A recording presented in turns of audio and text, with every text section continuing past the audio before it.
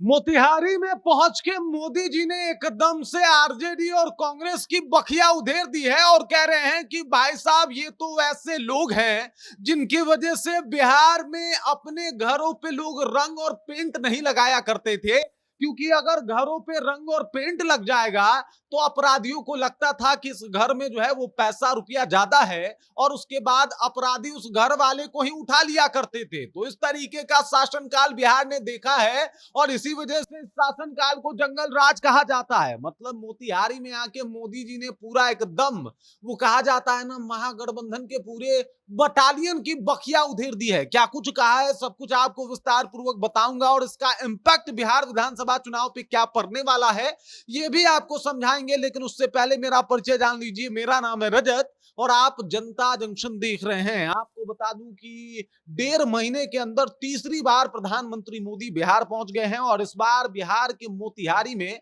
इनका काफी लंबा चौड़ा भाषण चला। लाखों के संख्या में लोग जो है वो प्रधानमंत्री को सुनने के लिए मौजूद थे और इस दौरान प्रधानमंत्री ने 7200 करोड़ रुपए की योजनाओं का जो है वो शिलान्यास किया, उद्घाटन किया और कहा कि भाई साहब ये तो अभी शुरुआत है, हम तो देने पे आए तो क्या क्या दे दें और अभी बिहार में बहुत विकास बाकी है। इन्होंने कहा कि भाई साहब अब प्रयास है कि बिहार में रोजगार इतना ज्यादा हो जाए कि बिहार के युवाओं को बाहर ना जाना पड़े। इसके अलावा मोदी जी ने यह भी कहा कि हमारे जितने भी योजनाएं हैं इसका जो फायदा है वो पूरे बिहारी उठा रहे हैं और पूरा डेटा के साथ साक्ष्य के साथ प्रधानमंत्री ने एकदम से अपने बातों को रख दिया। अब इससे ये हो गया कि भाई साहब देखिए काम तो कर रही है एनडीए गवर्नमेंट और इसी को पुख्ता करने के लिए मोदी जी बार बार बिहार आ रहे हैं ताकि मोदी जी का जादू एक बार फिर से बिहार पे चले और एनडीए की वापस से सरकार बन जाए। आपको बता दूं कि जिस तरीके से पूरा माहौल बना हुआ था,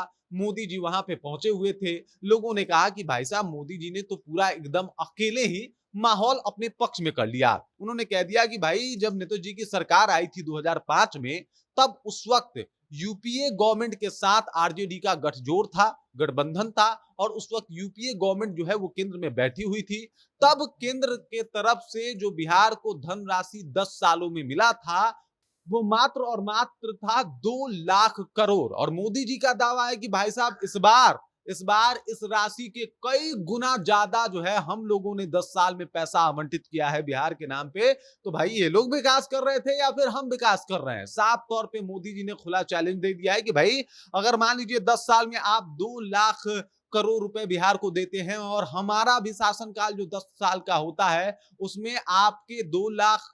जो करोड़ रुपए हैं उससे कई गुना ज्यादा पैसे हम देते हैं, तो विकास के लिए और बिहार के लिए प्रतिबद्धता तो हमारी ज्यादा है। तो बिहार के बारे में हम ज्यादा सोचते हैं और काम का पूछ रहे हैं तो आपको बता दें कि जितना सिंगापुर में और नॉर्वे में लोगों की आबादी नहीं है उससे ज्यादा उससे अधिक बिहार में हमने लोगों को पक्के मकान दिए हैं। ये दावे बता रहे हैं कि भाई साहब चुनाव से पहले मोदी जी को इसलिए बुलाया गया कि मोदी फैक्टर काम करे। और मोदी फैक्टर का मतलब समझते हैं आप क्या होता है? मोदी फैक्टर का मतलब होता है एमवाई समीकरण खत्म हो जाना, मोदी फैक्टर का मतलब होता है लॉकुश समीकरण खत्म हो जाना, मोदी फैक्टर का मतलब होता है पूरा जातीय समीकरण खत्म हो जाना और सिर्फ मोदी के नाम पे वोट देना। और यही मोदी फैक्टर आज तक जो है वो एनडीए के लिए वरदान साबित रहा है। यानी नरेंद्र मोदी का चेहरा एक ऐसा चेहरा जिसके नाम पे खूब वोट पड़ते हैं और आपने विधानसभा चुनाव और लोकसभा चुनाव सब में देख लिया कि भाई साहब मोदी फैक्टर क्या होता है। यही मोदी फैक्टर है जो एनडीए को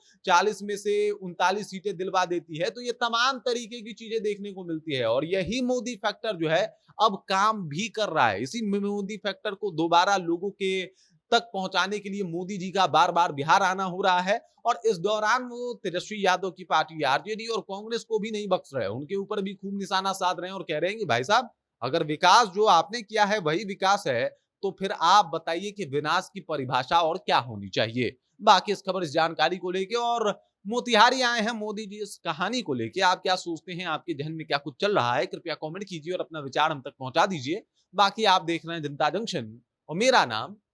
रजत है।